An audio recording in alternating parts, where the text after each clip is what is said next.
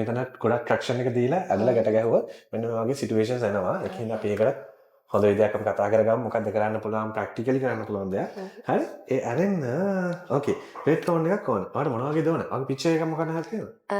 ගා පික්චර් එකක්. හොම්බ්‍රේ එකක් වගේ. බ්ලැක් එකක් තියෙනවද ඔයාලට? ඔව් බ්ලැක් එකක් තියෙනවා. හරි. ඕකේ සූට් වෙනවා. ඒ කියන්නේ ඕවර්සීස් ඉන්නේ. හරි? එතකොට කොහෙද ඉන්නේ? සිඩ්නි. කවන්නේ නේද?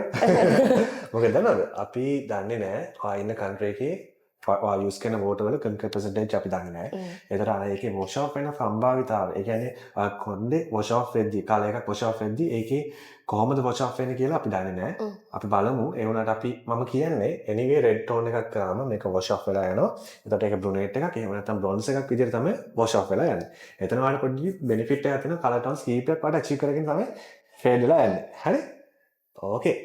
ඒ අරන්න හරිම less maintenance product range එක හැමදේම මම කියලා දෙන්නම්. ඔයාට මොනවද hair fall issues එහෙම නැත්නම් scalp irritation මොනවා හරි තියෙනවද? ඔව් මගේ hair එක fall වෙනවා. ඕකේ. medical treatment මොනවා හරි ડોක්ටර් කෙනෙක් කන්ට බෙහෙත් ගන්නවද? vitamins ගන්න ඇච්චරයි. අන්න ડોක්ටර්? දැන් fine. ඕකේ. එහෙනම් අපි බලමු ඔයාගේ ඒ hair fall issue එකත් එක්ක ડોක්ටර් කිව්වද මොන හරි hair කලර් එකක් ගැන ප්‍රශ්න නැද්ද? ඒ දේවල් issue එකක් නැද්ද? ඒ issue එකක්. issue එකක් නෑනේ.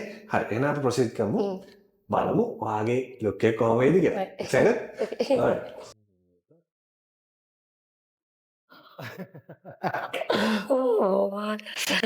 ඇත්තටම මම හිතුවේ තියෙනවා. ඇත්තද? අර ඒක මම ටෙක්නික් කීපයක් කම්බයින් කරලා තමයි ඒක ගත්තේ. විශේෂම දේ තමයි බ්ලෙන්ඩින් එක. ඒ කියන්නේ අර ක්ලෑෂ් වෙන්නේ කොහෙන්ද පටන් ගන්නෙ කොහෙන්ද ඉවර වෙන්නේ කියලා ඔයාලට හිතා ගන්න බෑ.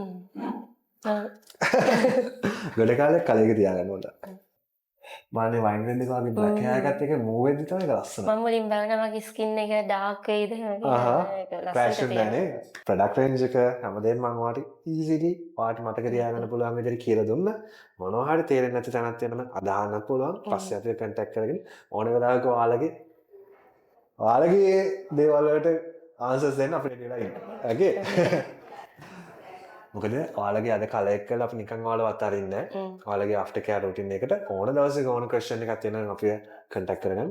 අපි විසඳුම් දෙන්න. alright. එහෙනම් ආයි next week. next year. Thank you. Welcome. See you again. Bye.